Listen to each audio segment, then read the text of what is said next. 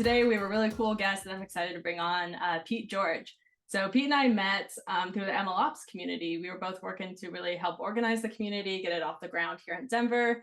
We kind of connected and we were talking a lot about like leading data science teams. And I got excited because Pete, you just started like saying things without me having to say it. Like, we have to fix this and we have to fix that. I'm like, yes, okay. Finally, someone understands the problems and like the solutions around that. So I'm really excited to hear your perspective today. We're really talking about some like strategies around leading successful data science teams, talking about AI ROI, as well as some cool like kind of ownership stuff, which I'm very passionate about. So yeah, really to like get started, like Pete, I want to kick it over to you. Just kind of tell us a little bit about your background. Sure, thank you. I I feel like my background's kind of varied, and it's just interesting. So I started off in medical device engineering. So we have really small tolerances because you're basically developing like implants that go inside people's bodies, and you need to make sure that your processes are buttoned up pretty tight to then comply with like federal regulations across different agencies across the world, which is it's its own challenges. But then kind of shifting that into data. I've really been a proponent about really trying to make sure that like process control is kind of implemented using best practices and really kind of identifying where pipelines fail, how they fail, in terms of modeling and kind of the entire value add chain. So I'm also kind of a head of a small consulting firm, Crackly Data. So if you're to find us, that'd be fun. I've led a few data science teams, both on the technical side and then on the strategy side as well. So I'm very pleased to be here, and I'm pumped. Thanks, Claire. Very cool. Yeah, great to have you here. So I'm going to dive right into the topic here. You mentioned something earlier when we were talking about the Ikea effect. So I'd love to kind of start there and understand a little bit more about that. So I think it was like back in the 1950s. There was a study or a series of studies that was done basically to quantify kind of ownership. Basically, what was found is that like when subsets of teams were given either Legos or something, IKEA boxes, like the assemblies, they basically had to assemble them, build something, and then put a value number on it. What folks found is that the people doing the work, putting the value on it, when they were able to complete it and felt a sense of ownership and kind of a part of the whole process, their value numbers were much higher than say others that did not complete the work.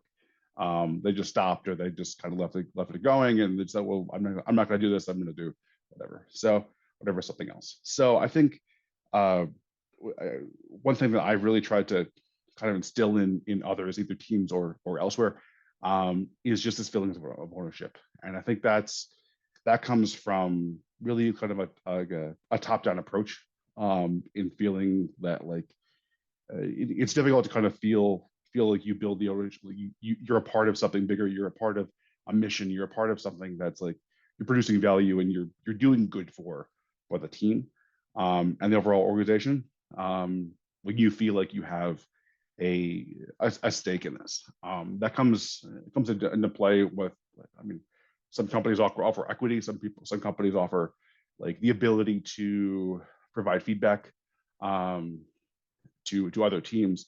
But it really kind of, we're talking about this last night actually, with the CTO of a kind of BI platform called Zenlytic. Talking with this with Paul Blankley, which is we're talking about this because it was this feeling of that everybody needs to have the same level of buy-in, buy into the mission, buy into the really the goal of the actual company, and the goal of the team, the goal of the leadership.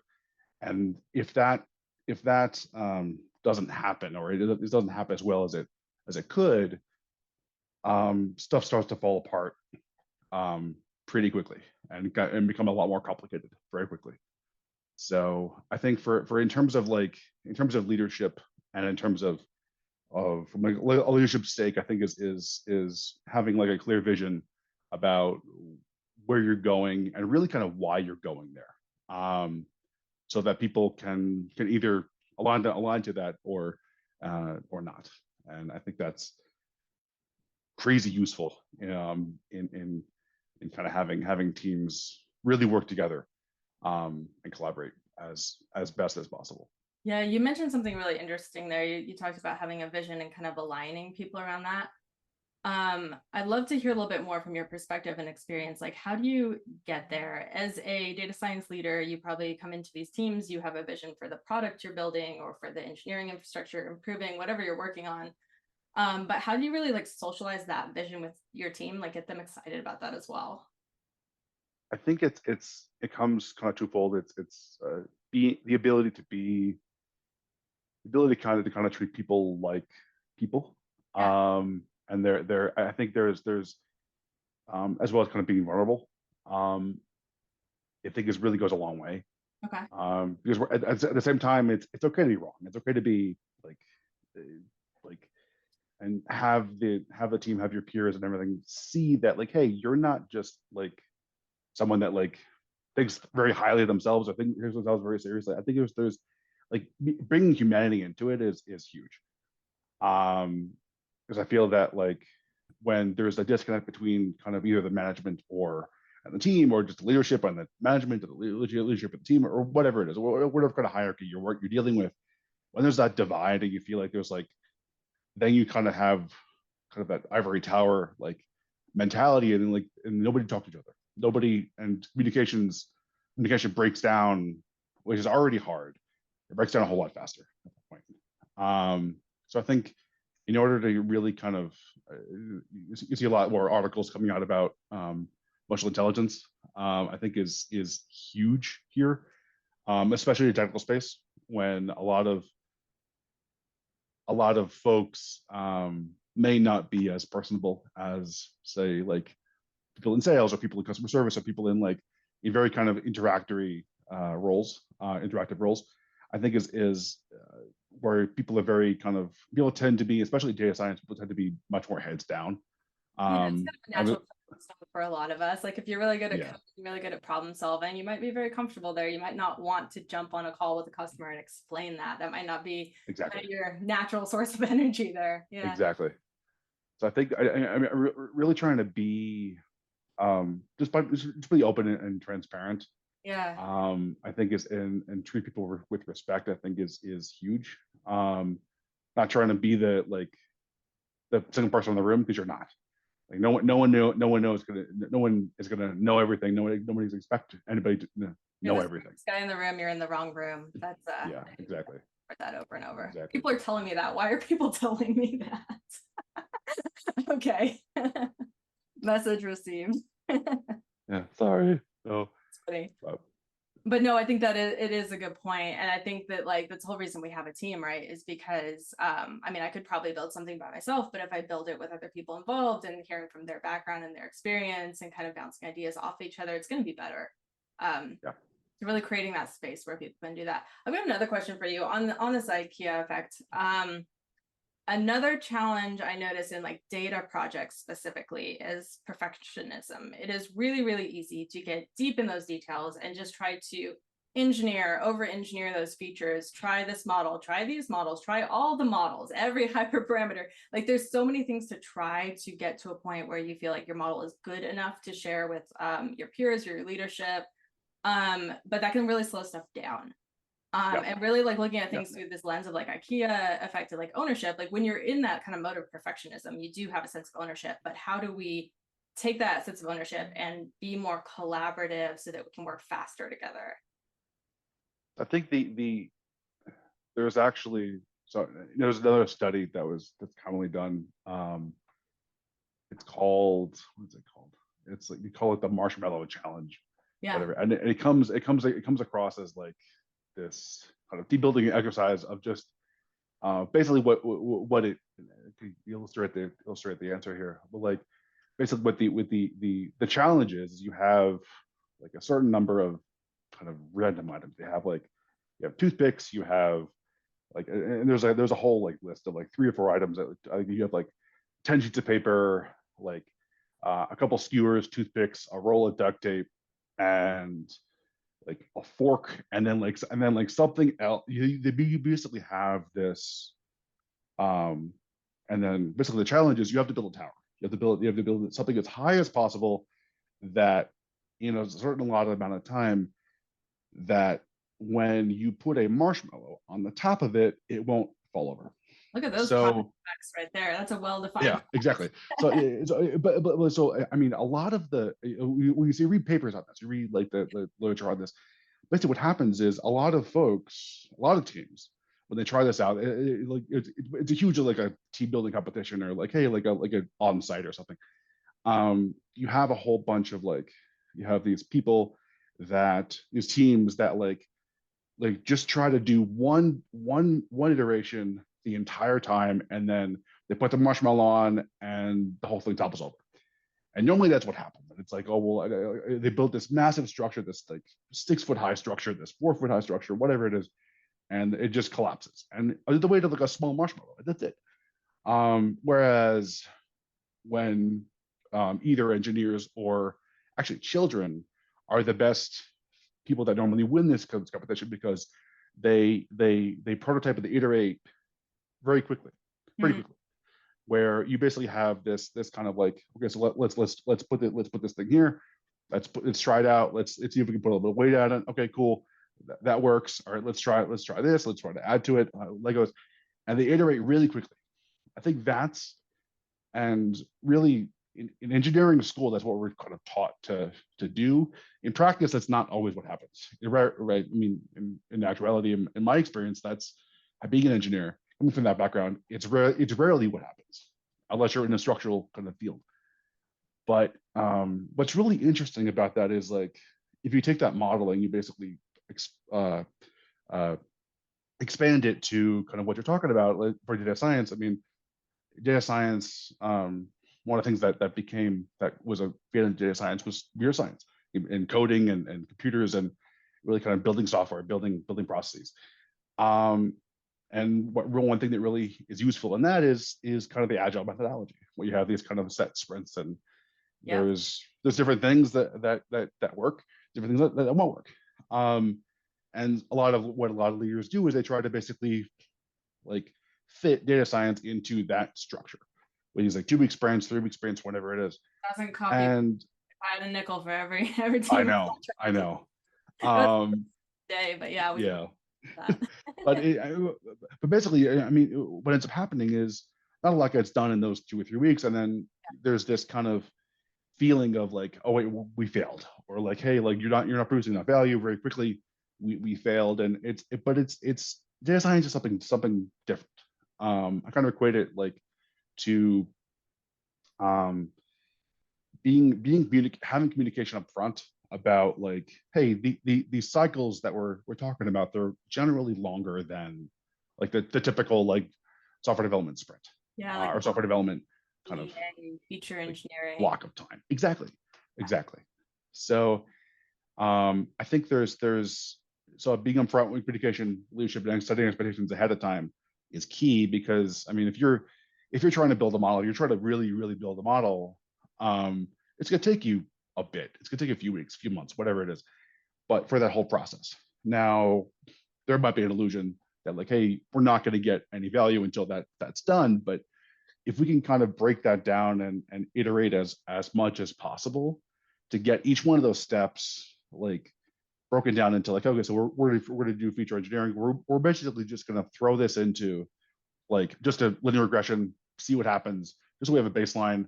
All right, it sucks. Okay, let's move on. Let's go to the next thing. Let's try something else. Yeah. All right, we have to log transform it. Good, let's do it. Let's whatever. So keeping that iteration piece in mind is huge, because for 2 reasons. That basically what that does is it keeps the morale ish higher than like having like one long thing and then like having the team fall flat, which nobody wants. So that's first piece. Second piece is that it shows incremental progress. and you hear the saying like to fail fast. So like if you fail in step 3, that's a whole lot better that you go from step 3 to 4 and fix it. Then you go to step 13 or 30 and then you fail, and it's a whole lot more liability. Yeah, So got I it. think Yeah. that's really how it.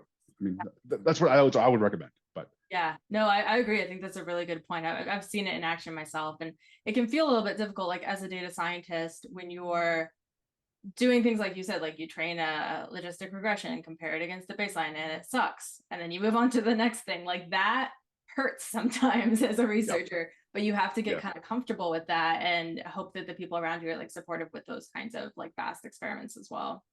yeah. I also feel like analogies are also really kind of helpful. Where like what way I kind of describe it is like I'm not trying to change the color of a widget. I'm not trying to like change like from a green pill to a red pill. No, I'm trying to build a vaccine. So how do we do this? And like it's literally like you're iterating through basically the scientific method of like you're building this solution from the ground up, and you're it's the science part of the data science. Yes, it's a Um, part of the data science. Exactly. Yeah, and maintaining that kind of ownership through it. It's really interesting.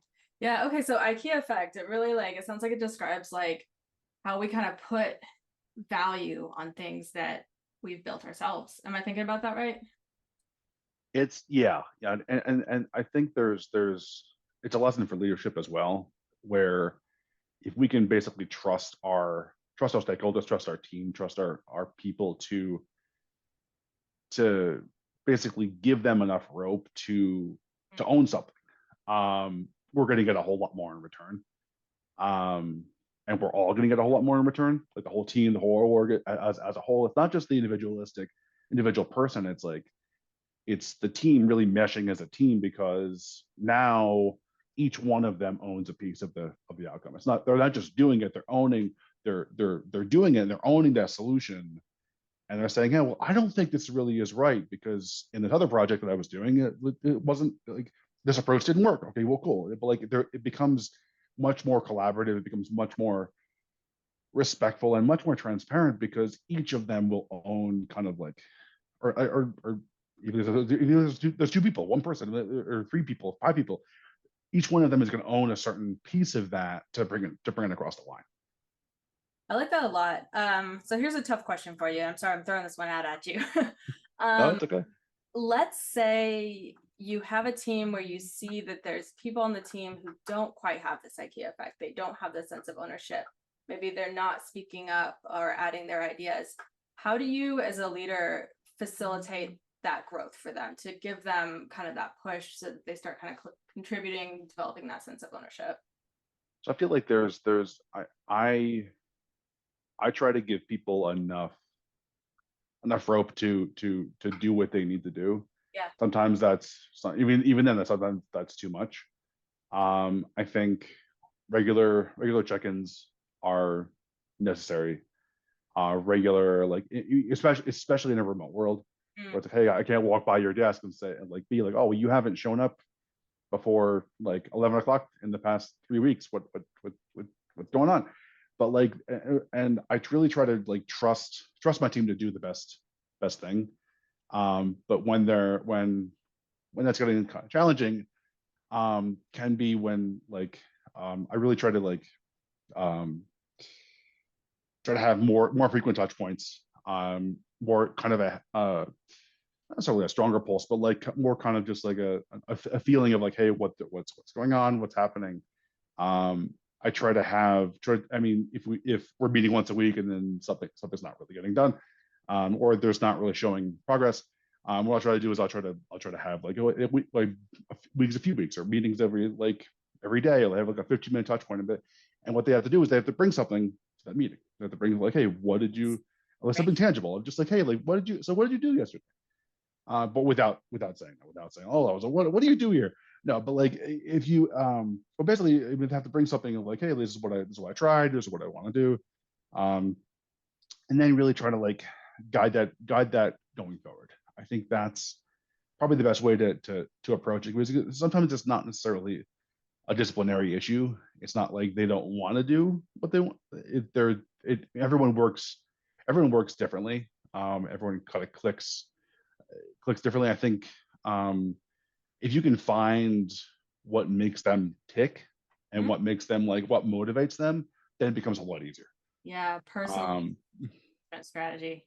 Yeah, I like that. It's interesting because the process that you just described with like the frequent check-ins and that kind of stuff, you're almost forcing the iteration. So it's like, yeah, okay, and it's not perfect. That's cool. Show me what you do have and let's collaborate on it. I think that's really, really cool. yeah. I think there's also there's a key to the value in a lot of kind of to further combat like the illusion of like, hey, we're not, no progress is being made on a project when there's a long lead time, is by iterating kind of on these solutions. It really kind of showing those iterations, showing like, hey, this, we thought like we have 5 features, 3 of them really don't really work, we're taking with 2, or we're gonna create 6 more or whatever. I'm just gonna just really try to see what and present that. What it does is actually kind of buys you that road, that runway. Yeah. Because if you have like, if you have 3 months to do something, you get to 2.5 months and you don't have anything. We're like, oh well, we have to push this out another 3 months because we tried all these things but we're not there. Well, that's a really hard conversation to have. Whereas like week 2, we could be like, oh well, we think we're iterating quickly or reasonably, and we have the ability to say, okay, well, this is what we have. Let's present it. Let's see if we can get buy-in. Let's see if this is what the business wants. Okay, cool. Yes or no, and then we iterate back from there. And that what that does is it basically builds us, 1, credibility, and 2, it builds us that runway to then make further improvements. Mm-hmm. Because if you don't deploy something, you can't make improvements on it. Yes. How do you know what needs to be improved? Exactly. I've always said my motto is ship it. And I use that loosely. Like, I don't think we should just scrape anything together and put it out there. But I have learned that there's so much value, like you're saying, like getting something in front of a customer, in front of an end user, or even just use it live with real data, see where it breaks in a controlled environment, and then start iterating. But the key is like, don't abandon it there. Like, that project is not done. Yeah. Yep. Yeah. Yeah. Oh, That's why they have phases. They have alpha, beta, and then like, or whatever many you go, and then like literally the finish line's GA, and then but it doesn't stop there. You got to keep going. No one gets to GA just through like heads down work. There are iterations. Yes. That's a really good point. That brings me into my next topic here. I want to hear a little bit more about, I call it AI ROI, but really what I mean by this is like measuring the value of your work as a data scientist, the impact of your project. We're often out like optimizing like our F1 score, our AUC, we're training models, that's good stuff. But how do we make sure that our projects are actually like aligned with business goals, are adding measurable business value? It's actually quite tricky. So I'd love to kind of hear your perspective on that, maybe some experiences that you've had. I think there's really the key to this, it comes from leadership. Leadership in terms of like the business, the organization, the team, whatever, where this is really the big tool, making the assumption that like, hey, they may not be technical. If they are technical, that makes it a lot easier, and you're lucky. A lot of them are not technical, where we basically have this kind of like gap of like, hey, we have to sell this idea to the business, and that kind of goes back to like the runway thing. So the runway analogy, where it's like, hey, like we need 3 months of capital, time, resources, whatever it is, compute resources. We need X $1,000 for AWS to do whatever. We have to allocate that in the budget. We have to basically allocate man hours and everything. But basically, what it comes down to is like, why are we doing what we're doing? Mm-hmm. And that's a really, it sounds like a really simple question, but it's something that a lot of folks, especially data science, don't practice. Because there's a very common question that comes up in a lot of different meetings, a lot of different organizations of, so what? So you built this model. I've got a quick question for you on that, because it's like, as data scientists, some of us are coming from like a research background. Yep. Why is it the case that we are so in the weeds, our F1 score, our AUC, that many of us cannot quantify the impact of the projects that we're on? I think it's just the function of being in research. Well, No, they it's have. interesting though, because when you look at LLMs today, Yep. I do think that there are experimental teams where their job is to go out and figure out if LLMs add value to the business. Figure out if you can use an LLM to solve this problem or that problem. And Yep. you are put in the kind of this research mindset that maybe we were a couple of years ago in that mindset of data science, where it's like my job is to experiment and just see if this adds value, but there's not a lot of structure around that in terms Yeah. of during the business value. I honestly feel like there's, um, that is really important. I see data science, in my experience, I see data science in that lens as that goal as the data science is secondary. Um, so where the primary goal in my perspective is strictly support.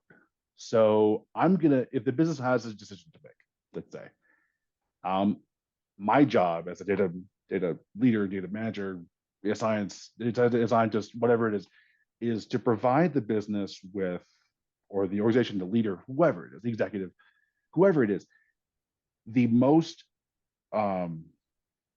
whatever they need to make the most informed decision to move forward. Okay. And if I can't do that, then in my perspective, that is the primary function of it is. Yeah. And a data team. It's not necessarily, hey, what's cool, or hey, can we use this thing? It's like, yes, that's nice, but that's not gonna pay your bills. Yeah. That's not gonna pay unless you went through like a massive round of funding and you have capital up the wazoo. But I think there's really kind of like the goal and the benefit of having a scientist is like, okay, so I'm going to make the most informed decision, or I'm going to productize those decisions. Mm-hmm. I'm going to build a pipeline to make basically like a recommender engine for like what Netflix had or something, to make it better, to make it like improved. But I think there's having the ability to just dig in, experiment, and everything else, and like, hey, like I think there might be something good here. That's really really important, and empowering that in your team and empowering that in the organization is awesome. But that's kind of like, that's like, okay, well, that's the fun part after your work is done. Yeah. Okay. And then the real work, the projects, the machine learning data science projects where we are getting business value. What is the best way to just make sure that we're measuring the right metrics around that? What have you done in the past there? I really think it's communicating with the business to make sure that, with the business, the SMEs there, the executives, the people that have been doing this for a while. There's a reason why like data science folks are not SMEs on the business side. You kind of have one or the other, and you might have some crossover. You might have but more typically, you have a really close relationship, a really close ability to collaborate and kind of share knowledge, because you have these people that have been doing this for a long time. They know what has been done. They know how to measure these things, or at least they have a good idea. And then what the data science folks do is they basically inject like, hey, so how do we basically automate that? How do we basically like, we teach a machine to then calculate these metrics or model the phenomena so that we can basically we can basically kind of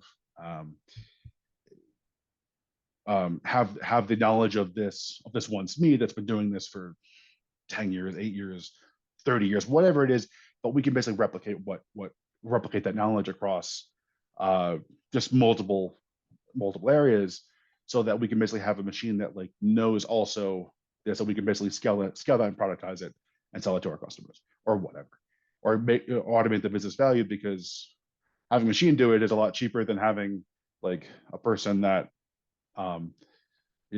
might be close to retirement that's been doing this for 50 years, you know? Yeah, it's interesting, like as data science, like researchers, those folks are so comfortable and familiar with listening to their data, and that is the right thing to do.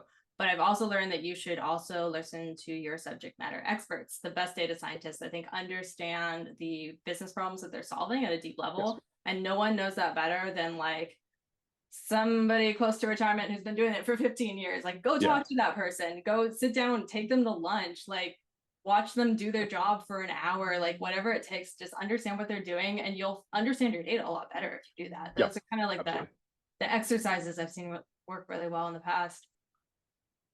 Yeah. I also think it's important to kind of bridge the gap for the business. I've been in meetings before where it's like, oh, we want the data to tell us what to do. Yeah. We want to basically increase our data literacy. We want to basically implement machine learning, implement deep learning. We want to do all these things. Well, is that really what we want to do, or is that kind of just like something that we think might just create value? I think that a lot of a big kind of question that data scientists also, I think, I encourage my team to ask is like, why? Like, what is the actual end goal of doing this? Because you could theoretically implement an LLM that costs how much money to run in the cloud because it's expensive to run, it's computationally intensive, it's not cheap, or do you really need that level of like complexity? Do you really need that level of modeling? Do you really need to pay that premium for something that, like, hey, you could basically like run an ARIMA model on something that like can work on a flip phone from the 90s, and like it'll get you across the line just as well. I think there's there and you know, that also comes down to, in addition to that, it also comes down to the fact that, like, what's our baseline? What's the actual, like, what is getting us across the line right now? And if it's not, how do we make that better? And the kind of the incremental cost, and incremental, like, does it really make sense to spend an extra $10 million improving this approach if we're going to get like $1,000 in return, or $1 million in return, or whatever it is? Is that, I think that ROI measurement is key. And like, hey, what do we focus on? Because I mean, I think one of the fallacies of, I think, having people just go off and like do what they want, like just do research, see what's necessary, is they can go down a whole slew of rabbit holes that might not lead anywhere, you know, or they might be really expensive but not worth the return. That return, that ROI is not, it's not enough to justify spending 10 months doing something.